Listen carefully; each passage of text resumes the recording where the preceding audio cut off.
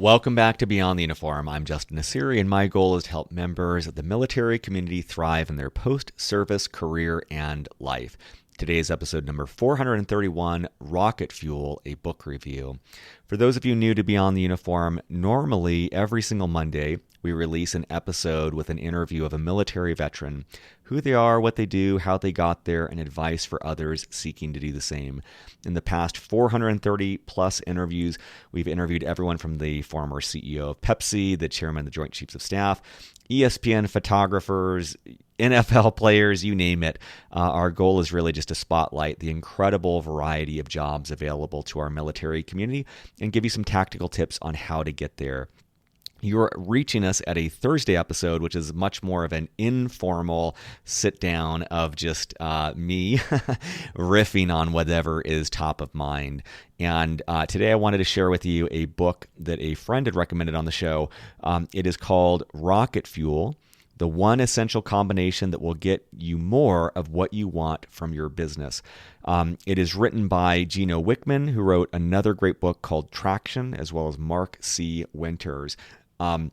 So this book, I think, is relevant if you are A, interested in entrepreneurship, or B, interested in running a what I would consider a large-ish company. I would say about 50 employees or more.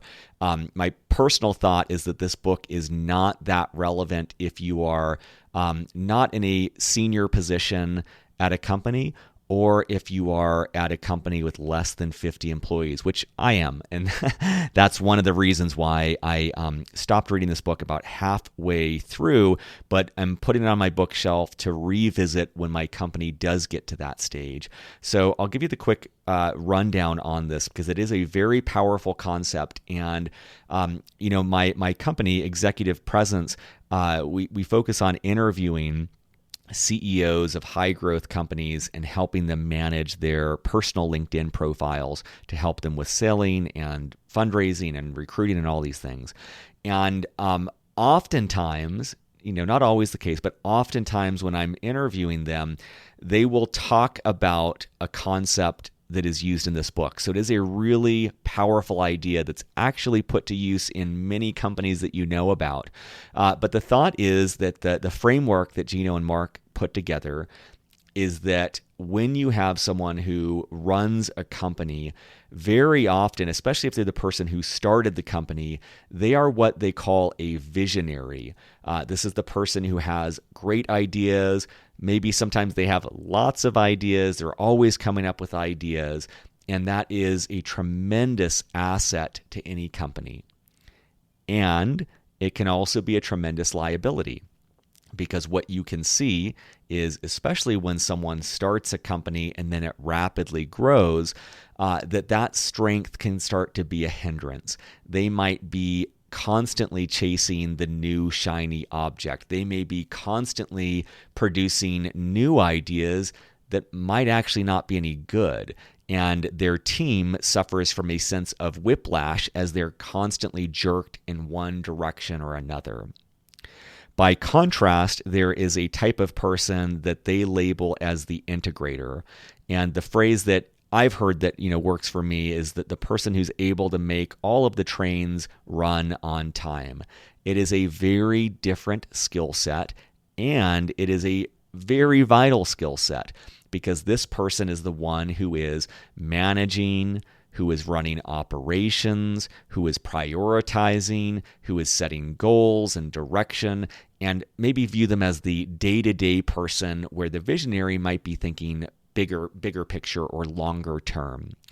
And so the book makes the case that when you have a visionary paired with an integrator, that is the rocket fuel. That is when a company can be supercharged for growth because you have one person, the visionary, staying in their swim lane, thinking of ideas, maybe meeting with high-profile customers or speaking at events and just really being the brand voice, being the primary brand ambassador. And then you have the integrator whose job it is to keep the whole thing running and kind of maybe be the shock absorber for the visionary of saying, okay, this is not your best idea. We're going to keep things going for the next 2 quarters on this product, and then we're going to experiment with this product, and just kind of reining them in a way that better serves the business. That's the high level. And then, the book goes really deep. They have kind of like a questionnaire to help you figure out where you are on the scale of a visionary, where you are on the scale of an integrator. They talk about how visionaries can find integrators, how to set up that arrangement with checks and balances, and how to meet with them. And it really goes down deep the rabbit hole. But that's the point at which I kind of stopped, because for me, I'm not at a point where I would need that. When I get to 10 or 20 employees is when I'll start to look for that role, but not yet at that stage, so not as relevant.